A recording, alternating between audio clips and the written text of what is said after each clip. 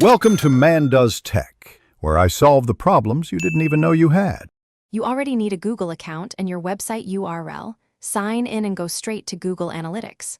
Once signed in, choose Create Property and select Web or App depending on your site.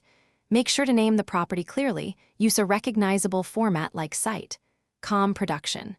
Enter the URL and set the reporting time zone and currency. After that, hit Create and accept the terms. This starts the account and gives you the tracking option to implement next. Now you'll install tracking. Choose Global Site Tag, G-Tag, JS, or use Google Tag Manager if you want flexible tag control.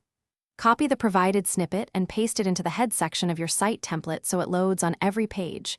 If you use WordPress, use a trusted plugin or theme header. Once implemented, open Analytics real-time reports and visit your site to confirm activity. If you use Tag Manager, publish the container and then verify events appear.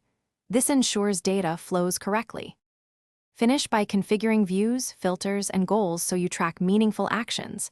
Create an unfiltered view as backup. Link Search Console in Google adds to enrich data and import audiences as needed. Once done, schedule a basic report and set email alerts for sudden drops. If you don't see data, make sure the tag is in head, clear caches, and disable ad block or tracking block extensions while testing. A single misplaced character in the snippet is the most common culprit. Recopy if needed. Thanks for watching. If you found this helpful, don't forget to like and subscribe.